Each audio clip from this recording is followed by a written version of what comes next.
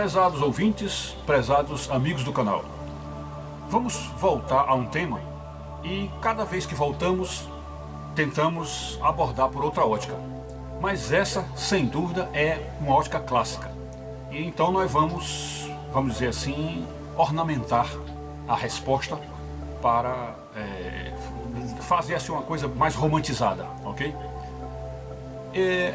É como o título do vídeo diz. O amigo já perguntou para você já perguntou para si mesmo, sobretudo se você for um crente evangélico ou um crente protestante, você já perguntou para você o que é o Vale da Sombra da Morte? Você já perguntou o que é o Vale da Sombra da Morte?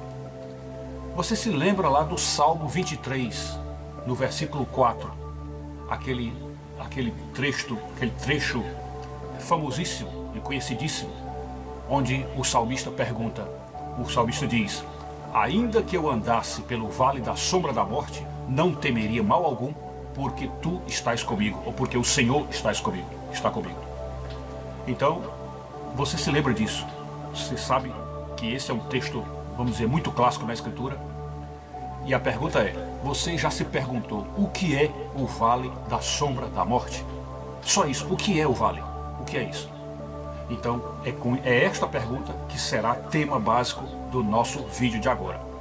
E antes de respondermos, vamos aí ver todas as vezes em que essa expressão apareceu na internet, todas as vezes que apareceu entre os internautas, no YouTube, no Google, etc. Vamos ver todas as vezes que essa frase apareceu. Vejam como é abundante a citação dessa frase e como os artistas, os pintores, os escultores, enfim, todos aqueles que trabalham com arte, com desenho, como eles fazem uma maneira, vamos dizer assim, romantizada para apresentar esta frase, como é que eles pintam, como é que eles fazem aquele cenário, né, para tentar, com o cenário, dar uma explicitação para a frase, né?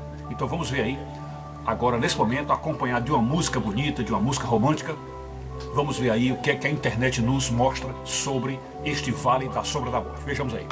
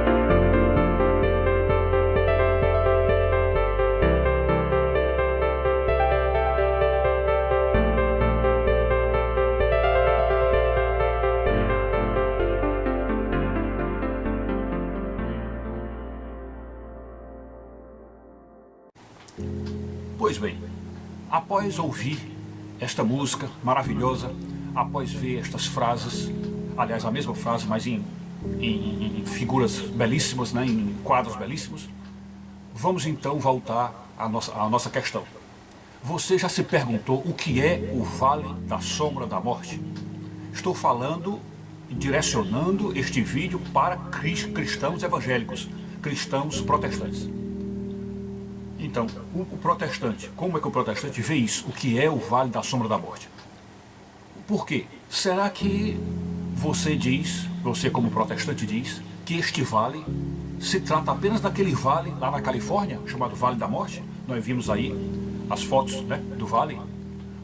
Aí estamos mostrando novamente, né? Então, será que este Vale da Morte é apenas aquele lugar lá na Califórnia?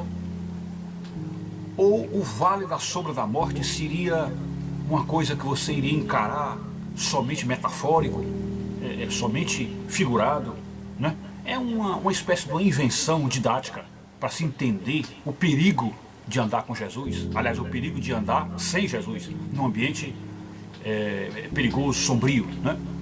Ou então você pode pensar escatologicamente, levando a sua consciência para ver esse perigo muito maior no após a morte, que é o correto de fazer. Porque se o salmista, se a Escritura Sagrada nos pede para imaginarmos um lugar muito perigoso, muito ameaçador, né? Se ela nos pede para imaginar isso, que lugar poderia ser pior do que o Vale da Sombra da Morte? Não é isso? Que lugar poderia ser pior? Porque um Vale da Sombra da Morte, pelo próprio significado da expressão, é algo de profundo terror, é um filme de terror. Aliás, quando nós assistimos filmes de terror, geralmente tem vales sombrios, locais de sombras e onde a morte reina ali insidiosamente e até no suspense, no susto, não é isso? Então, a Escritura Sagrada nos leva a esse tipo de ambiente, porque se nós entrássemos nesse ambiente, certamente todos nós sentiríamos medo. Essa é a ideia da Escritura Sagrada. Então o escritor sagrado, quando imaginando o auxílio de Deus, a providência de Deus para nos salvar, nos proteger, ele tinha que dar uma figura que fosse bem aterradora, bem amedrontadora, para que a pessoa sentisse, puxa, mesmo nesse ambiente de medo, de pavor, eu estou seguro porque Deus está comigo. Essa toda é a ideia. A ideia é esta, dizer assim, olha, no pior lugar que você puder imaginar, no pior lugar, você estará seguro porque Deus está contigo. Ok? Então, essa é a ideia do escritor sagrado e a inspiração divina para escrever o Salmo 23, né? Pois bem, então, já que o Vale da Sombra da Morte não é o Vale da Morte da Califórnia, certo? Não é o quintal escuro da sua casa à noite, não é o centro da floresta amazônica de noite, certo? Não é o pior deserto à noite, não é estar perdido no meio do mar à noite, não é. O Vale da Sombra da Morte, se o escritor canônico quis chamar sua atenção para o lugar mais perigoso que se pode existir, o lugar mais ameaçador, mais terrível, evidentemente não é o Vale da Morte, evidentemente não é o centro da Amazônia, evidentemente não é, o deserto do Saara à noite, não é. É algo muito pior, porque geralmente assim é que a Escritura Sagrada faz a mensagem de Deus entrar, sempre no pior. Como, por exemplo, se você percebe para Cristo, qual seria o pior castigo para Cristo? Foi justamente esse castigo que ele recebeu, que era a cruz do Calvário. Se pudesse imaginar qual seria o pior, a pior reclamação, a pior crítica que se podia fazer ao Judas, era chamá-lo de demônio, e foi assim que Jesus chamou o Judas, né? Se você pudesse imaginar a pior crítica que se faria, a pior denominação para este mundo, como é que nós podíamos chamar esse mundo de uma coisa terrível? Era dizer, o mundo inteiro jaz no maligno. Jaz quer dizer está morto no maligno. O mundo inteiro está morto. Então, veja como a Escritura Sagrada, quando ela vai falar do mal, do perigo, ela sempre exacerba, ela exagera, ela vai ao máximo do máximo, e o máximo do máximo é verdade. Porque Judas, de fato, estava possesso do demônio, o planeta, de fato, está morto no demônio, o pior lugar do mundo geralmente é o inferno, que é por isso que a Escritura Sagrada fala. Então, voltemos aí a nossa consciência para o vale da sombra da morte. Se o salmista, quando foi escrever o pior lugar, ele chamou de vale da sombra da morte, então nós, de certa forma, entre aspas, deduziríamos que se trata do inferno, porque não existe pior lugar para se estar do que no inferno. Você concorda? Teria que ser o inferno. Então, se o vale da sombra da morte é o inferno, então, quando ele diz, ainda que eu andasse pelo vale da sombra da morte, não temerei mal algum, porque tu estás comigo, então o salmista estaria dizendo, ainda que eu andasse pelo inferno, eu não temeria medo algum, porque tu estás comigo. Concorda? Mas, se nós teríamos o próprio Deus no inferno conosco, compreende? Então o inferno já não é inferno. Porque se eu estou dentro do inferno com Deus, então esse inferno, a rigor, é bom, né? Porque eu estou com Deus, e Ele me salva, Ele é meu protetor. O inferno seria bom? Então, evidentemente que a interpretação de que o vale da sombra da morte é o inferno não combina, não é boa interpretação, pelo contrário, é falsa. Porém, podemos também perguntar, será que esse vale da sombra da morte seria o céu? Também não, porque o céu não é um vale sombrio, de morte, de medo, não é? Então o vale da sombra da morte também não é o céu. Bom, pronto, se o vale da sombra da morte não é o inferno e também não é o céu, que lugar é este que o salmista diz, ainda que eu andasse pelo vale da sombra da morte, não temerei mal algum, porque tu estás comigo? Que lugar é este? Observe então como, nessa simples expressão do salmista, vale da sombra da morte, esconde-se aí uma verdade que o protestantismo não aceita. O evangélico, a igreja evangélica em geral, não aceita. E pior, não aceita essa realidade simplesmente porque diz que na Bíblia não tem a expressão purgatório. Não existe purgatório na Bíblia, ok?